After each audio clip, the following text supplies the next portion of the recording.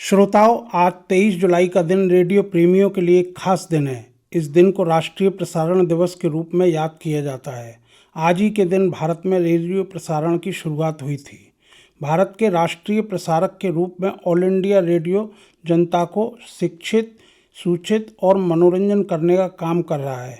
यह शुरुआत से ही अपने ध्येय वाक्य बहुजन हिताय बहुजन सुखाय का अनुसरण कर रहा है। आज ही के दिन भारत में वर्ष 1927 में इंडियन ब्रॉडकास्टिंग कंपनी ने मुंबई स्टेशन से रेडियो प्रसारण शुरू किया था। प्रसारण सेवा की भारत में शुरुआत मुंबई एवं कोलकाता में निजी स्वामित्व वाले 2 ट्रांसमीटरों से हुई थी। सन 1930 में तत्कालीन ब्रिटिश सरकार ने इनको अपने नियंत्रण में ले लिया। इसके बाद इनको इंडियन ब्रॉडकास्टिंग सर्विस के नाम से परिचालित करना शुरू कर दिया। इसी का 1936 में नाम बदलकर ऑल इंडिया रेडियो कर दिया गया। आज़ाद भारत में हमारी सरकार ने 1957 में इसका नामकरण आकाशवाणी कर दिया। आज भाषाओं की संख्या के मामले में यह दुनिया के सबसे बड़े प्रसारण संगठनों में से एक है। आज भले ही हम आधुनिक तकनीक से युक्त संसाधनों की बदौलत सूचना और मनोरंजन के और भी परिष्कृत माध्यमों का उपभोग कर रहे हैं, मगर दूरस्थ इलाकों में रेडियो ही एक विकल्प बना हुआ है। इसकी व्यापक पहुंच के महत्व को आज भी स्वीकारा जाता है। हमारे वर्तमान प्रधानमंत्री श्री नरेंद्र मोदी मन की बात कार्यक्रम में जन जन को राष्ट्रीय और सामाजिक महत्व के मुद्दों पर संबोधित करने का काम कर रहे हैं। इस कार्यक्रम की लोकप्रियता ने रेडियो की पुनः उपयोगिता और लोकप्रियता में बढ़ोतरी करने का काम किया है। प्रधानमंत्री श्री नरेंद्र मोदी ने जनता से सीधे संवाद के लिए इस माध्यम को इसलिए चुना, उन्हीं के शब्दों में, रेडियो जन जन से जुड़ा हुआ है और रेडियो की बहुत बड़ी ताकत संचार की पहुंच और उसकी गहराई है। शायद रेडियो की बराबरी कोई नहीं कर सकता। हमें याद आता है वह जमाना जब लोगों के पास श्रव्य दृश्य साधन यानी टेलीविज़न नहीं था। उस दौर में रेडियो ही सूचना और मनोरंजन का एक सशक्त और सहज सुलभ साधन हुआ करता था। रेडियो के कई कार्यक्रम श्रोताओं में लोकप्रियता की बुलंदियों को छूते हुए दिखाई देते थे, जिनका श्रोतागण बेसब्री से इंतजार किया करते थे।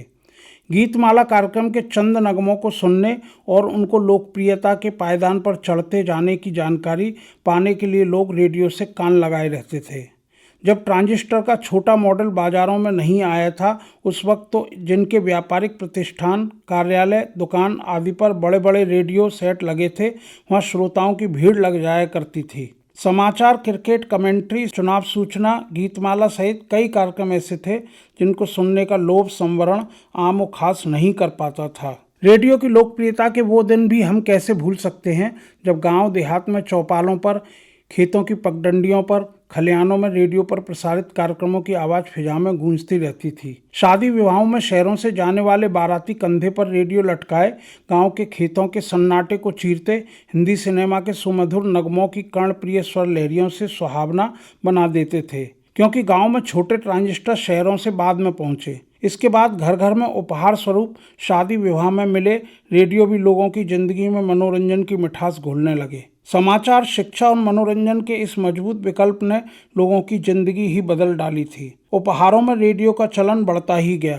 हम उस दौर को भी कैसे भूल सकते हैं जब सिनेमा के गीतों, संवादों और कहानी को सुनने के 2 ही विकल्प थे, एक रिकॉर्ड प्लेयर और दूसरा रेडियो। इनमें भी रेडियो इसलिए ज़्यादा उपयोगी और महत्वपूर्ण साबित हुआ क्योंकि एकदम ताज़ा तरीन फिल्मी नगमों, संवादों और कहानी को इसके कार्यक्रमों के माध्यम से सुना जा सकता था। रिकॉर्ड प्लेयर में यह तभी सुने जा सकते थे जब इनके रिकॉर्ड स्थानीय बाजार में बिक्री के लिए उपलब्ध हों।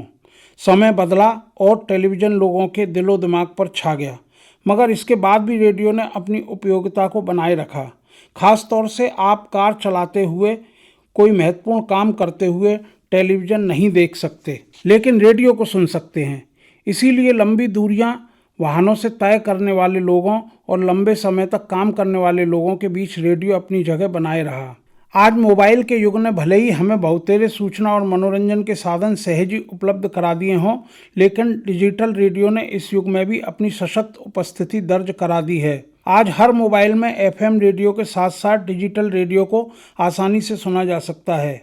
युवा पीढ़ी और उम्रदराज दोनों ही आयु वर्ग के श्रोताओं का रेडियो चहेता बना हुआ है। देश की लगभग हर भाषा और बोली में रेडियो का प्रसारण अत्याधुनिक तकनीकी संसाधनों की बदौलत हो रहा है। आज के डिजिटल युग में भी रेडियो की आवाज़ बुलंद है। मनोरंजन के एक आकर्षक साधन के रूप में रेडियो ने एक बार फिर से अपनी उपयोगिता सिद्ध कर दी है। जब देश दुनिया हाल के वर्षों में कोरोना महामारी से लगभग थम सी गई थी, उस दौर में रेडियो ने सूचनाओं के लिए एक बार पुनः अपनी उपयोगिता को साबित किया। दूर दराज के इलाकों तक इससे बचने के उपायों, इलाज और कोरोना संक्रमण से जुड़ी जानकारियों, सूचनाओं को पहुंचाने का काम रेडियो ने बेहद जिम्मेदारी के साथ निभाया। देश के जाने माने चिकित्सक जनता को इसके जरिए कोरोना वायरस से जुड़ी विभिन्न महत्वपूर्ण जानकारियां और उससे बचाव के उपाय बता रहे थे।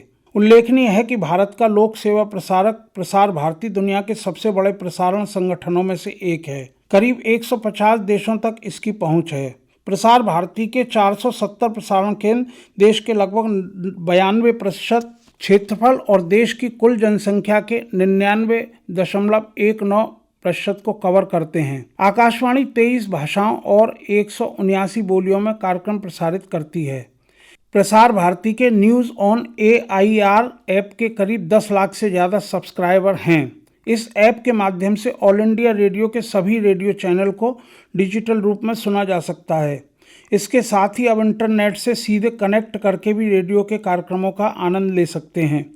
आते जाते, चलते फिरते, खाते पीते, नहाते धोते, लिखते पढ़ते, यानी हर एक वक्त रेडियो को उसके चाहने वाले अपनी ज़रूरत और सुविधा के अनुसार ज़िंदगी में जगह दे रहे हैं। रेडियो की बुलंद आवाज़ चुनौतियों के बीच भी सुनाई दे रही है। रेडियो की दुनिया को FM ने वक्त के साथ और तकनीक के साथ ताल मिलाते हुए एक नया स्वरूप दिया है।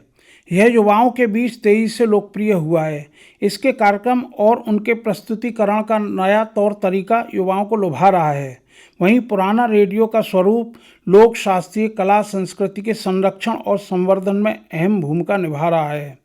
आकाशवाणी की एक ताकत उसका अनूठा और अतुलनीय संग्रहालय और ऑडियो संकलन भी है, जो तमाम कलाकारों की आवाज़ों को आज भी सहेजे हुए है। हिंदी सिनेमा की विरासत को संजोए रखने का भी यह काम कर रहा है।